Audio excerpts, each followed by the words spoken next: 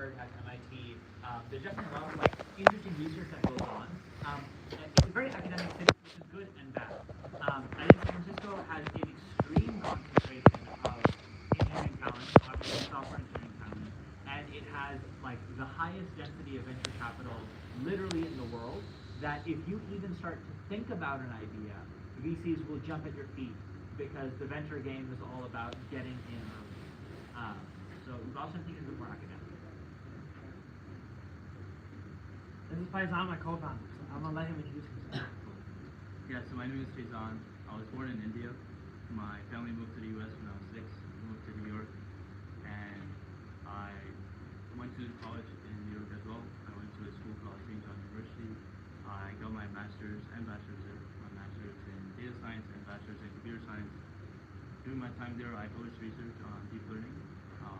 Actually, when I was around 19, I think that was my biggest accomplishment because now I look back, coding is so easy now. I did that way before all the LLMs came. So I think that was cool. I did ML at Amazon.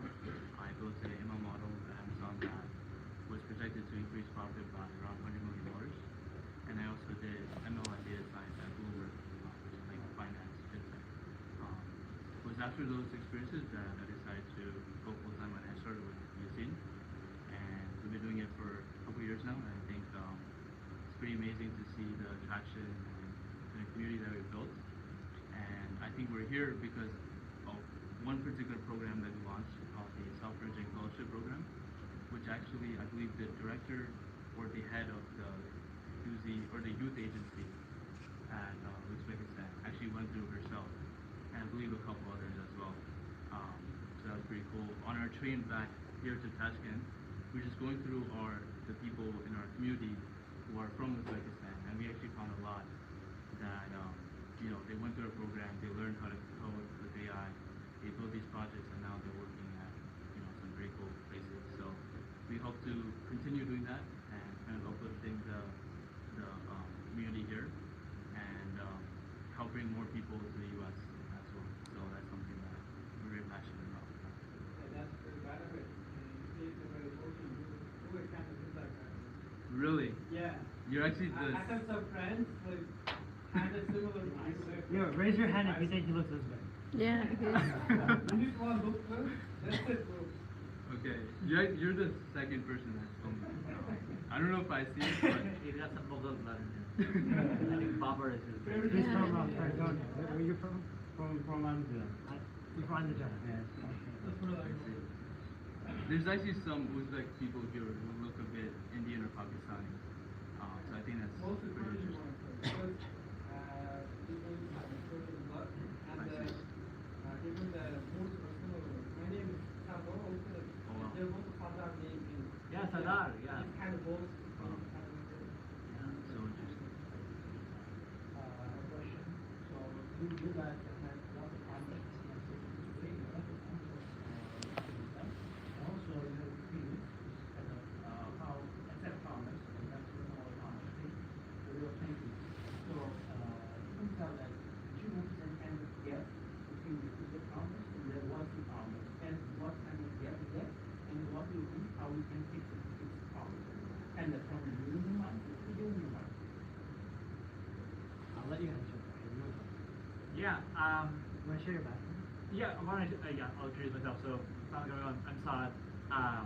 Personally, it's a big treat to have these two on the panel together because I look up to Yasin and Faizan a lot. I ask them for advice about startup stuff all the time. But I've gotten started game kind of very recently. To tell you about myself, I graduated from Berkeley in 2021, so studying computer science. Afterwards, I ended up spending about 3 years working on self-driving cars.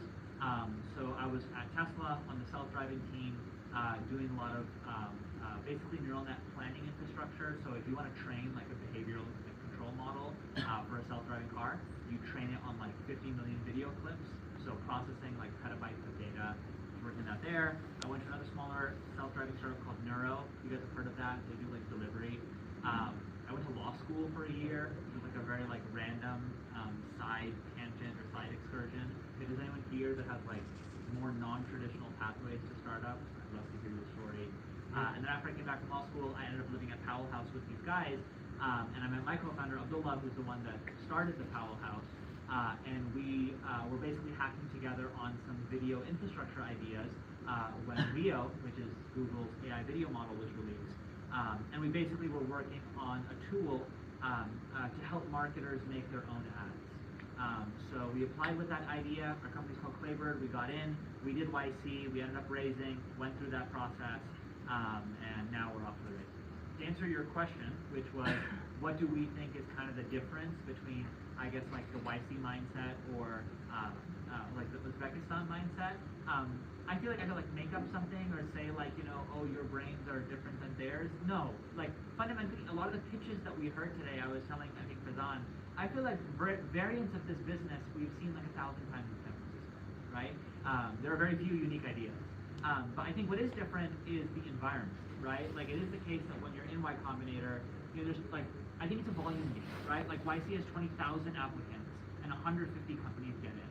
So when you're in YC, you definitely know that the people that are surrounding you are the best of the best, right? Like that I think was extremely apparent. I think that the thing that I felt the most from YC is that yes, YC gives you $500,000, and yes, YC has a community, and yes, YC has partners that give you advice, and yes, it helps you raise. But the single greatest leverage that YC has is that you are surrounded by a community of founders that are always pushing you to be better and to work harder. Because when they succeed, when they get really good deals, you think to yourself, man, I got to be putting in the effort as well. So I don't think it's like a mindset thing that you all are thinking about things the wrong way. I just hope that you all push each other, that, you know, if one of you succeed, you know, you all push each other, you all help each other succeed. One thing that we did in our batch was we have 150 companies, and each of the companies goes out to raise their rounds.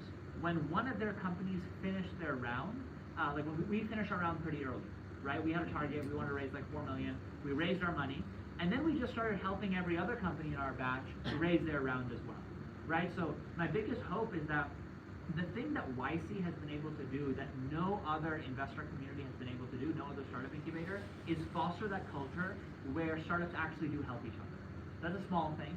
So if you ever get the chance to introduce an investor to another one of the companies, or even better, if you get a chance to introduce a customer to another one of the companies in your batch, I hope you all do that. So I think that culture of like looking out for one another is extremely important. So they're not like a competitor, but they can do collaborate. There is intense competition in YC, but even despite, for example, in our batch, there were 4 companies doing the exact same thing we are, right? You guys, I think the UC program is much smaller, you guys are just getting started, so there's no competitors within your same batch. But like, there were people who we were directly competing against for the same customers in the same country. And yet still, they're able to keep that culture where we would try to help each other, which is a very tightrope, you know, balance to walk. Most of the people in our house, so their house, I think we highly index on people who are sharp, very technical. So that means that it's not just someone can code, because nowadays everyone can code, right? Not code. Yeah. We're all great programmers who can build great products. But what makes the house special is most people who came to the house never thought about even starting an idea. They were not founders. Like Sal, when he I came was to the not. house, he was in law school. I was a law student, I was law intern. And he showed me, he's like, okay, I'm going to take these classes in September. And then he just never went. He got convinced to not go to law school. And like that, that's like 1 out of like 20 cases where someone would come into our house, but they would be a really good software engineer. Like, anyone here knows who Andrej Karpathy is? Andrej Karpathy was his boss's boss. Or like everyone in the house has some unique like edge to like technology, right? And so my advice to everyone here is like, if you're in founder mode, you're founder mode. You can't stop. But try to like educate yourself a little bit about technical concepts. Like the more technology you know, like the more AI stuff you know, the better off you will be in the overall large grand scheme of things. And that's one thing SF is like really amazing. Like I was listening to a podcast as I'm running late at night. I'm on my mile 8 or something. I run a lot. So I'm on mile 8, I'm listening to a podcast, is the CEO of Salesforce. And I'm running and I look up, I see the Salesforce tab. You know what I mean? I'm on the AI podcast, I hear about like a company launching, and I see their billboard, like as I run. I drive to places, I Uber Eats. He lives like 3 miles away from me, like very, like not even far, right? If I'm gonna go visit him, I'll see like 100,000 AI ads, right? And I know the founders, I see the founders on LinkedIn. So I think there's a feeling that I have like, oh, these guys, I like them. Or these guys, they're gonna suck. They raise all this money, but they're gonna fail. Because maybe he will win or someone else will win, right? They have all these opinions, which I think are cool because it feels like everyone's in one room, and they say that everyone's just one node away from each other. Like, you guys heard of, like, you want to talk about how you guys met Paul Graham? Yeah, I mean, we came to the YC office to come talk to our partner and to come tell him, and I'm sure you guys have had moments like this, where we wanted to go to our partner and be like, oh my god, everything is like burning, everything sucks. No one's buying our product, the engineering is broken, like everything sucks, we don't know what to do, please God help us. And we go into the door and we see Paul Graham, and he's just walking around. And I'm like kind of like shocked, and Abdullah is like, Saad, like, tell him, Abdullah's my co-founder, he's like, tell him, can we get a picture, can we get a picture, can we get a picture? So I was like, alright. So I came up to him, I said, can I get a picture with you? And he said, better yet, why don't I sit down and talk to you about your startup? And he sat down for 30 minutes, and he gave us some of the best advice that we could have heard. And we basically changed a lot of our roadmap and what we're working on because of that one conversation. Now, I could say that's a one-off, but I have friends who bumped into Sam Altman on the street. Like, this has happened multiple times. So yeah, San Francisco is a very, very special place. Yeah, and I hope to see you all one day there visiting. Yeah. Well, question. You guys are talking that only people who found the school can most of them fit in the technical, right? So what about non-technical? Should they get more technical or what? Founder of Uber is not technical. Founder of Airbnb is not technical, right? But if you are technical, it is an advantage. And even some of the most technical companies have non-technical founders. You guys know what Boom is? You guys heard of it? It's a YC company that's doing supersonic jets. The CEO is an accountant, right? So I really reject the notion that you need to be an engineer to start a company. I don't think that's true, right? It certainly helps. The reason why engineering is helpful is because it's a good way of like breaking down problems and thinking about them, right? But there's many problems in many businesses that don't require engineering.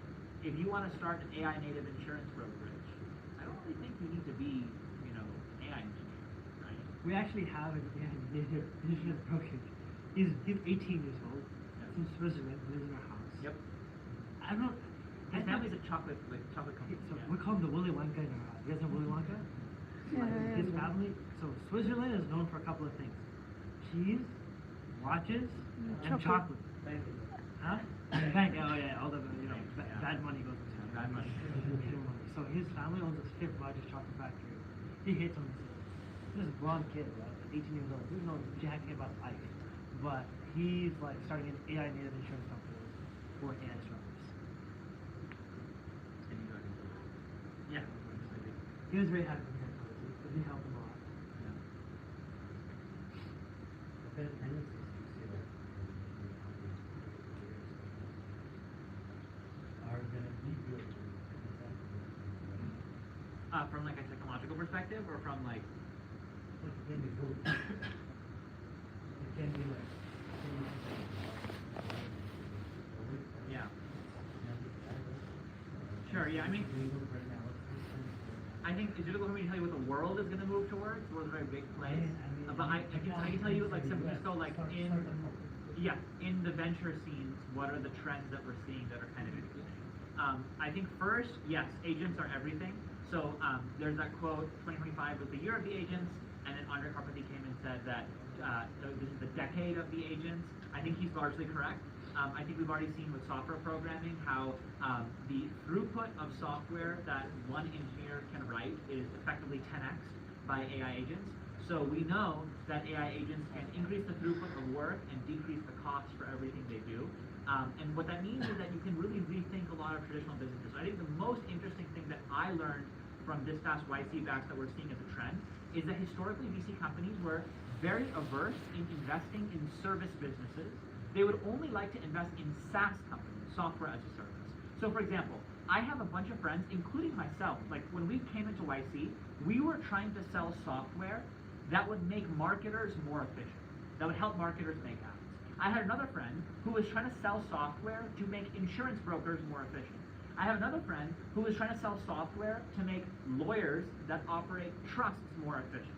And I have another friend that was trying to sell software to metal manufacturers to make metal manufacturers more efficient. Now the funny thing is, we went through a 3-month program, and now instead of selling software to marketers, we are a marketing firm. Instead of selling software to metal manufacturers, that guy has become a metal manufacturer. Instead of selling software to insurance brokers, they become, when we say this word AI native, they become an AI native insurance brokerage. So I think what VC firms have realized that it's totally valid to take, the thing is that software businesses have very high multiples on their revenue, right? Because the marginal cost of software is basically free, right? If I have 100 customers and tomorrow I have 1,000, my marginal cost is not going to explode. It's going to continue to trend towards zero, right? Which means that you can achieve very high margins. Which is why software companies are the most valuable companies in the world, because they trade at like 10 to 30 times their revenue. But service companies trade to like 2 to 3x their revenue, right? Like the biggest ad agency in the world, which is a $30 billion company, has $15 billion in revenue. It's a very human-based profit. So what VC firms have realized is that you can take traditional service businesses that have bad multiples, have bad margins, and if you use AI agents to like fire half the workforce or make the workforce much more efficient, you can achieve like 40 to 60% margins, right? So VC firms are now significantly more inclined to invest in service-based businesses. So the rise of the AI native X is like all over the place. NVIDIA said there's 130 AI native companies. All the 130 AI native companies right now are gathered somewhere. Anyone know where they are? Huh? No, they're in one physical room right now. Yes. NVIDIA GTC. They're all in all 131 of them are in NVIDIA GTC, and they're broken down into different categories. Yeah. Like AI coding tools like Cursor and Cognition. There Customer is service, customer Decagon, service like Decagon and Labs. Sierra Yeah. and 11 Labs. There is what they call it code to model production, Base 10 Fireworks, Daytona. You know, someone here is building in that space, right? Like all those AI native companies are there, which is great, right? The other thing I wanted to share was, I think many of you were like, you guys just, you know, you're like curious looking at this, like, oh, who's this guy coming from California? How they talk, the English sounds funny, right? All this stuff. Let me tell you a little bit more about the weirdness that we come from. Whenever we step outside our house, we have something called Waymos. Self-driving cars. Everywhere. They're ubiquitous. They're everywhere. Yeah. There's more Waymos than regular cars in San Francisco. Yeah. Waymo is like there's no driver in the Waymo. I personally don't like Waymo because I like when I'm driving with someone, it's too lonely. But some people like that, like there's no human, and you can change the temperature and the music. I don't like that, right? What else is interesting about San Francisco? The weather there is like I would say pretty nice compared to other parts of SF. You will go to a cafe, like the Cursor. Who here uses Cursor or knows what Cursor is? Because it's different. Cool. Cursor's office is 2 blocks away from our house. So we see the founders, like we just go grab coffee, and the founder has hair like you, just like ginger. Yeah. So there's only one person in that neighborhood that has ginger hair and is like this tall, and you can tell he's like coding all day, right?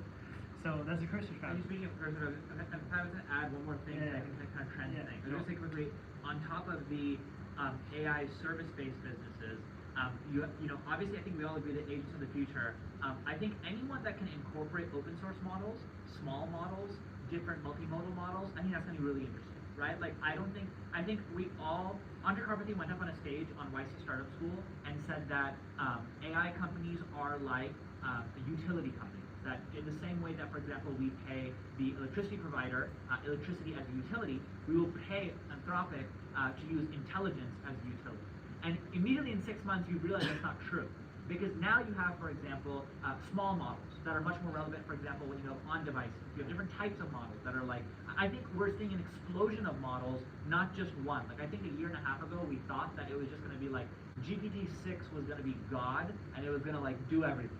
And it's like, no, right? Like there very much are use cases where, okay, we need a model that has lower intelligence, higher throughput. We need a model that's significantly smaller, that's better for on-device inference or stuff like that. So I think we're also seeing a rise in like a lot of companies that are doing a lot of interesting things with different types of models.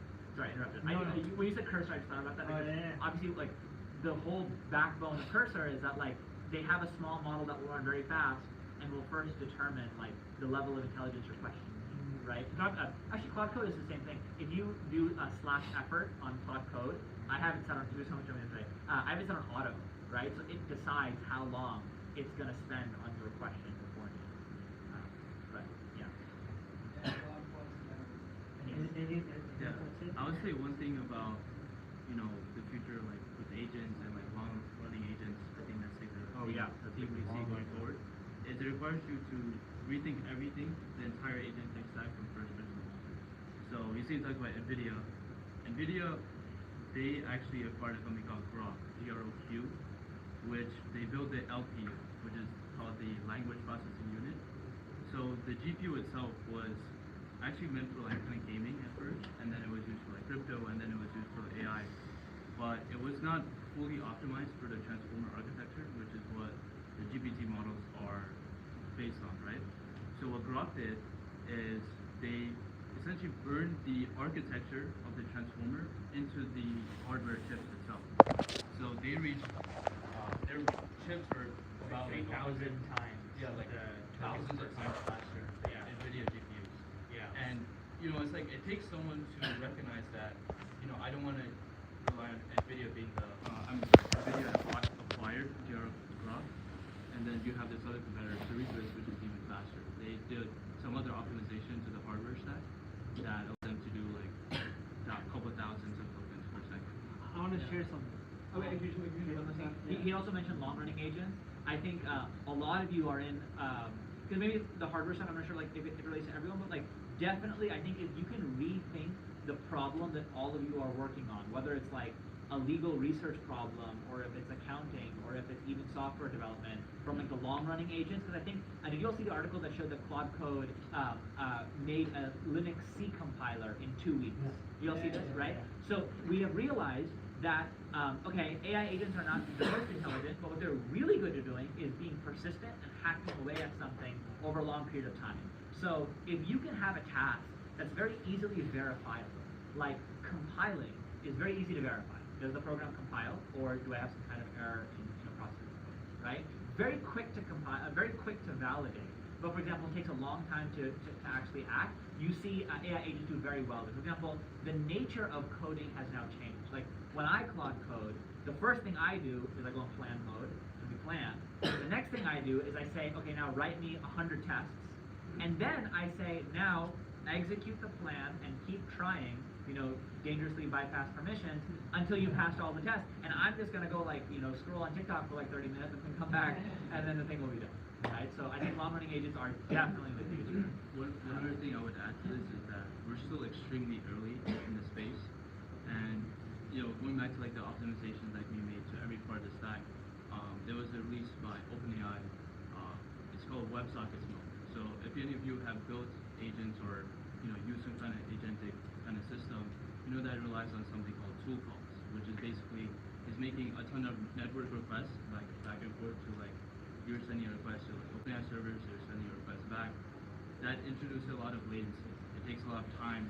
When you do like 30 or 40 tool calls, that's a lot of time that's being added up.